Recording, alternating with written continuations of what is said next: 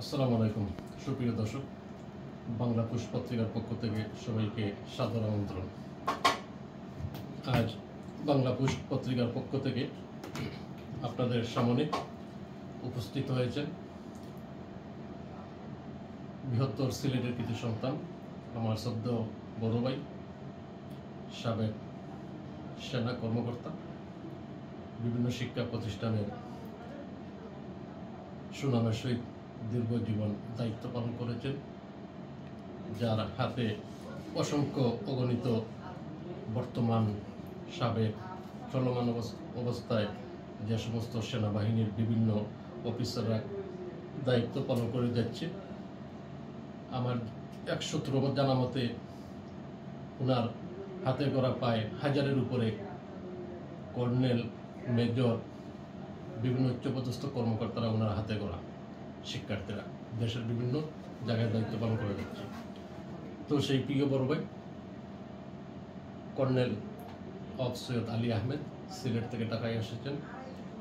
তো বিভিন্ন প্রেক্ষাপট, বিভিন্ন বিষয়, বর্তমান দেশের এই পরিস্থিতি বিষয় নিয়ে ওনাকে বাংলা পুশ পত্রিকার পক্ষ থেকে দেশের বর্তমান এই মুহূর্তে পট পরিবর্তন, বৈষম্য বিরোধী ছাত্র আন্দোলন সহ এবং চলমান অন্তর্বর্তীকালীন সরকার সহ সর্বসাকল্য বিষয় নিয়ে তিনি আপনাদের সামনে কিছুক্ষণ বিষয় আলোচনা করবেন। Colonel of Syed Ali Ahmed. বিসমিল্লাহির রহমানির রহিম।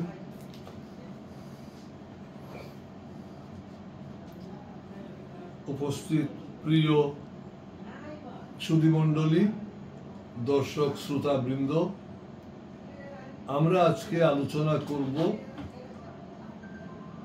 35 দিন আগে বাংলাদেশে যে পট পরিবর্তন হয়েছে তার উপর, তার সম্পর্কে। আমাদের পট পরিবর্তন আমরা কি বুঝি?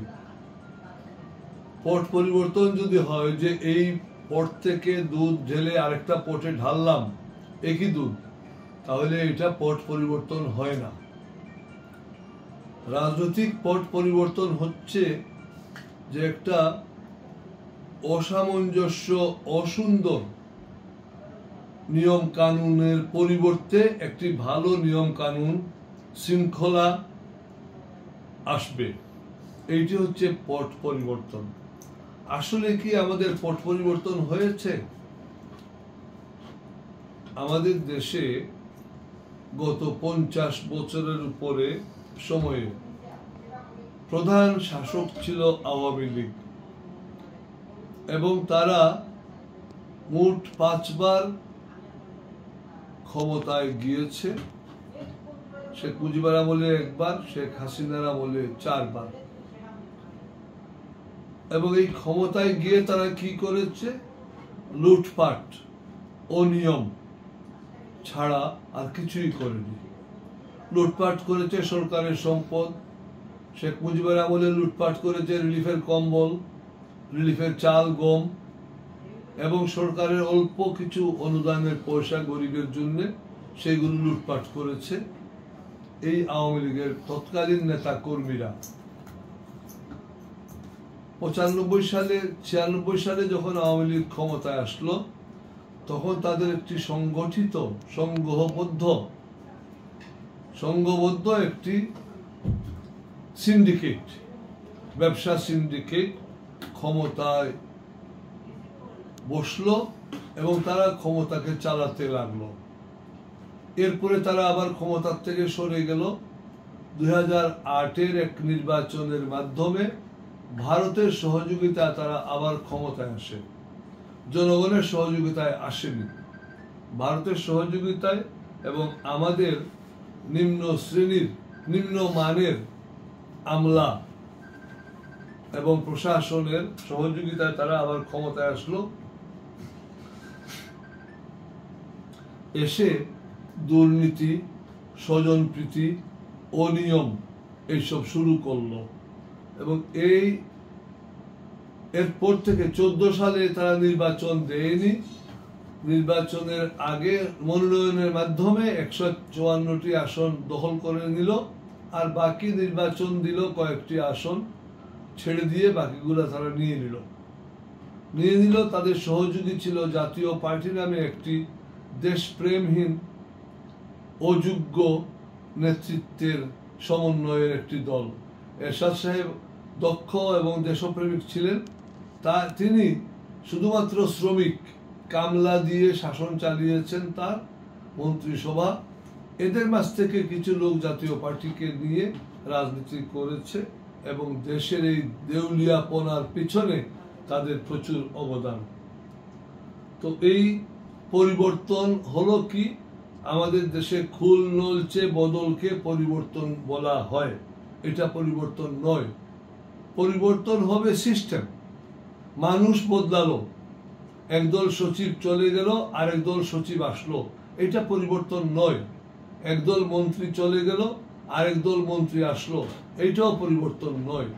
গুণগত পরিবর্তন হচ্ছে মন্ত্রীরা কারা আসলো, শিক্ষিত, সভ্য, দেশপ্রেমিক, সৎ, দক্ষ লোকেরা আসলো কি না।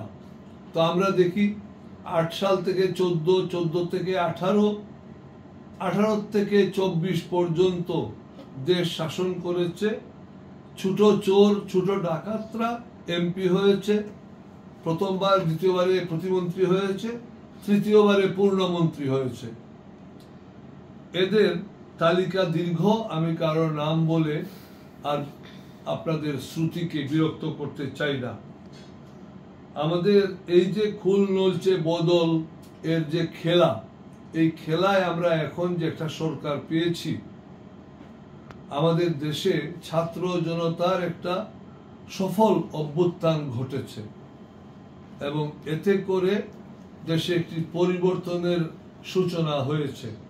যে সূচনাটি কি শুভ হলো, এইটুকু আমাদেরকে এখন বিচার করতে হবে। আমরা আজকে দেখি যে আওয়ামী লীগ যখন স্বৈরাচারী শাসন চালিয়েছে, আওয়ামী লীগের নেতা, মন্ত্রী, এমপি, কর্মী, বিভিন্ন উপদলীয়, উপলীগীয়, যুবলীগ, ছাত্রলীগ, শ্রমিক লীগ, এইসবের লোকেরা এবং আওয়ামী লীগ সমর্থক বণিক শ্রেণী, আওয়ামী বণিক লীগ, এরা সবাই মিলে ঐক্যবদ্ধভাবে দেশটাকে লুটপাট করেছে। এদের মধ্যে কোন রকমের ভুল বোঝাবুঝি, বিভক্তি অথবা দূরত্ব ছিল না। এরা ছিল ঐক্যবদ্ধ একটি গ্রুপ, যারা একসঙ্গে নিচের থেকে উপর লেভেল পর্যন্ত দুর্নীতি চালিয়েছে এবং করেছে। আজকে আমরা কি দেখি? আজকে যে আমাদের সরকারটা হলো, এইটি ওই রকমের সমন্বিত সরকার নয়। ওরা ছিল ভুল সমন্বিত সরকার, কিন্তু এখন হচ্ছে অসমন্বিত সরকার। বিভিন্ন দলের, বিভিন্ন মতের, বিভিন্ন গ্রুপের, বিভিন্ন পথের লোকজন এসে এখন সরকারে ভাগ নিয়েছে। যেদিন আমাদের স্বৈরাচারী প্রধানমন্ত্রী দেশ থেকে পালালেন, তার মন্ত্রীরা পালালো, আওয়ামী লীগের নেতা নেত্রীরা সবাই পালালো, তখন দেশে শূন্যতা পড়লো। আমাদের শিক্ষিত শ্রেণী, আমাদের সুশীল শ্রেণী বঙ্গভবনে ভিড় জমালো যে এখন গনিমতের মাল, হালুয়া রুটির কিছু ভাগ পাওয়া যায় কি না। এতে করে ডান, অতি ডান, মধ্য ডান, বাম, মধ্য বাম, ইসলামী এবং অন ইসলামিক এবং ইসলাম বিরোধী, এই রকমের সকল রকমের শক্তি এক যুগে গনিমতের ভাগ চাইল। এবং এই ভাগাভাগিতে কি হলো? হোমোজেনাস কোনো এলিমেন্টস তৈরি হলো না। হেটারোজেনিয়াস এলিমেন্টস গুলা মিলে ভিন্নমুখী কর্মসূচি, ভিন্নমুখী কথাবার্তা বলে দেশ চালাতে লাগলো। এবং এটা করে আমরা একটি জিনিস পেয়েছি যে অফিস সংক্রান্ত অভিজ্ঞতা নাই। অফিস কেমনে চলে, অফিসের যে রুলস এন্ড প্রসিজার